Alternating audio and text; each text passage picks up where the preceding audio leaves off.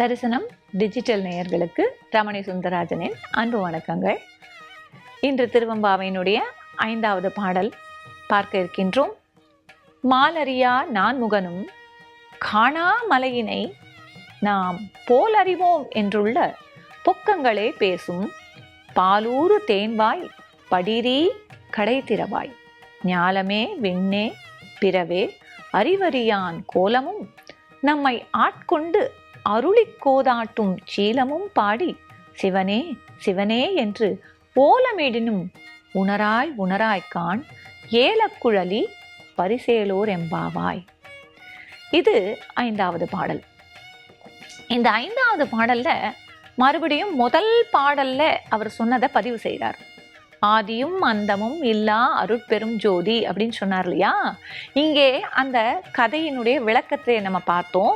நான்முகனும் மாலரியா நான்முகனும் காணாமலை, திருமாலும் நான்முகனும் காண முடியாத அந்த அண்ணாமலையின் உருவம் எடுத்த எம்பெருமானே, அப்படிப்பட்ட ஈசன், அந்த பிரம்மனும் திருமாலுமே பார்க்க முடியலன்னு சொன்னாங்க. ஆனா அப்படிப்பட்ட ஈசனை நமக்கு நன்றாக தெரியும் அப்படின்னு நம்ம எல்லாம் பேசியிருக்கோம்.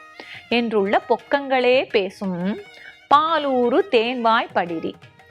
அது நம்ம விளையாட்டா நம்ம நண்பர்களோட பேசும்போது நம்ம சொல்லுவோம் இல்லையா, நல்ல தித்திக்க தித்திக்க பேசுறாப்பா, நல்ல சக்கரை போல பேசுறாங்கப்பா அப்படின்னு. அதை தான் இங்க சொல்றார். பாலூறு தேன்வாய் படிரி கடை திருவாய். அதாவது தேனும் பாலும் இனிக்கிறா போல அவ்வளவு அழகா பேசினியே, ஆனா இப்ப பாரு நல்லா தூங்குறா. அதனால இங்க அவங்க அப்படி திட்டுறாங்க. இவ்வளவு அழகா பேசினியே, நான் நாளைக்கு வந்துடுவேன், எம்பெருமானை பார்க்க நம்ம போலாம் அப்படின்லாம் நீ சொன்ன, ஆனா இப்ப நல்லா படுத்து தூங்கிட்டு இருக்க. ஆனா இறைவன் எப்படிப்பட்டவன் என்பதை நீ உணரலையா இன்னும்?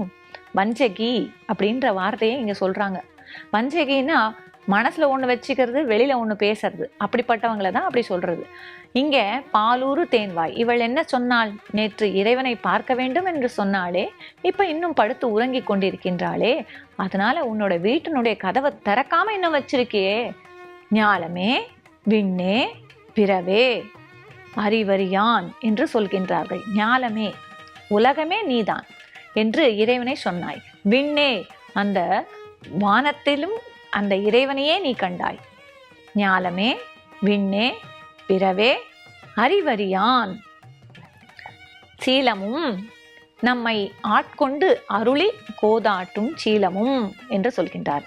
இறைவன் நம்மை எப்படி காப்பாற்றி கொண்டிருக்கின்றார், அவருடைய அந்த அற்புதமான அன்பு எத்தகையது அப்படிங்கிறத நம்ம பார்ப்பதற்கு இந்த பாடல் ஒரு சான்றாக இருக்கிறது. நம்மை ஆட்கொண்டு அருளி கோதாட்டும் சீலம். இப்போ நம்ம பெரிய புராணத்துல ஒரு அடியாரனுடைய கதையை பார்க்க போறோம். இந்த பெரிய புராணம் என்பது 63 அடியார்களுடைய கதைகளை நமக்கு அழகாக சுட்டி காட்டக்கூடியது. இந்த 63 பேரும் என்ன பண்ணாங்கன்னா, ஒரே ஒரு கடமை, அந்த கடமையை தினம்தோறும் நேரம் தவறாது மாறாது செய்து கொண்டே இருந்தார்கள். கடமையை செய்து கொண்டார்கள். அதுவும் அந்த இறைவன் மீது வைத்த பக்தியை விடாம அவங்க செஞ்சதுதான் இந்த பெரிய புராணம்.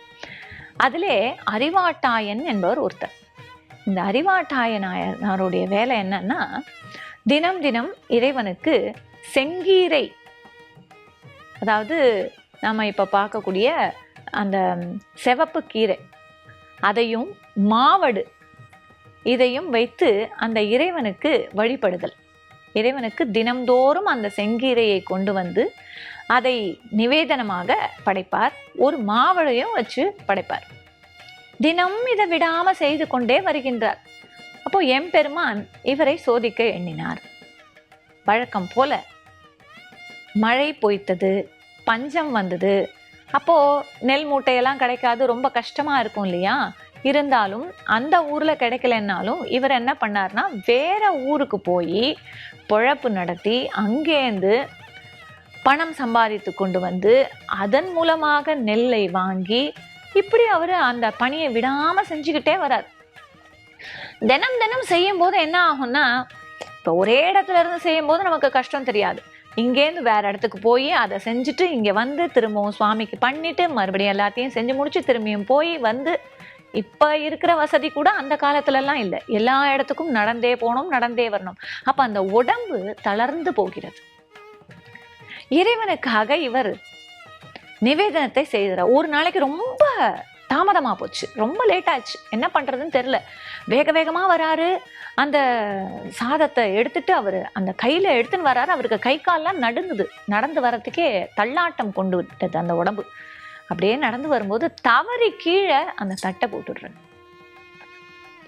அப்போ இவர் எடுத்துன்னு வந்த அந்த சாதம், அந்த மாவுடு எல்லாம் செதறி போச்சு. இப்போ அந்த அடியார் என்ன பண்றார் அப்படின்னா, இப்படி ஒரு நிலை எனக்கு வரணுமா, மறுபடியும் போய் நான் சாதம் வச்சு கொண்டு வர்றதுக்கு எனக்கு எதுவுமே முடியாது. இந்த மாதிரி நான் ஒரு பெரிய தவறு செய்து விட்டேனே, இறைவனுக்கு படைக்காமல் அதை கீழே போட்டுட்டேனே, நான் என்ன பண்றதுன்னு யோசிக்கிறார். அவருடைய இடுப்புல அவர் எப்பவுமே இந்த மாவடு அறுக்கிறதுக்காக ஒரு கத்தி வச்சிருப்பார். அதனால அந்த கத்தியை எடுத்து என்ன பண்றார், இந்த மாவடு அறுக்கிற மாதிரி என் தலையை நான் அறுத்துக்கிறேன்னு கையை தூக்குறார் கத்தியோட. அந்த சமயம் உடனே நம்முடைய எம்பெருமான் கையை பிடிச்சு அவரை தடுத்து ஆட்கொள்றார். தலையெழுத்து ஆட்கொண்டு அருளும் என்று அற்புதமாக இங்கே அந்த பாடல்ல நம்ம பார்க்கிறோம். அது மாதிரி அடியாருக்காக இறைவன் இறங்கி ஓடி வருவார். அந்த செங்கீரை சிதறி கிடந்த அந்த சோறு இருக்கு இல்லையா, அதை மண் சோற்று ஆனாலும் அதை புசிக்கின்றார். அதாவது சாப்பிடுறார், மண் சோறை சாப்பிடுறார் சுவாமி. அந்த மாவடுவை கடிக்கின்றார். மாவடுவை கடிச்சு அந்த செங்கீரையை சாப்பிட்டு அவருடைய அன்பை ஏற்றுக்கொள்கின்றார். அறிவறியான் கோலமும் நம்மை ஆட்கொண்டு அருளி கோதாட்டும் சீலமும் ஆட்கொண்டு அருள்றார்.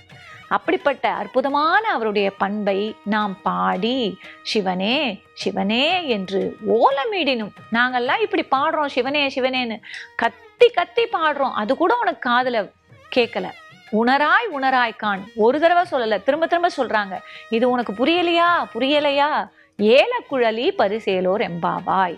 அப்படிப்பட்ட அழகான நறுமணமுள்ள குழலை கூந்தலை உடைய பெண்ணே, இப்படி தூங்கிக் கொண்டிருக்காமல் இறைவனை பாட நீயும் ஓடிவா என்று கூறுகிறார்கள். இதுதான் இந்த பாடலினுடைய கருத்து. அடுத்து மற்றொரு திருவெம்பாவையில் சந்திக்கலாம்.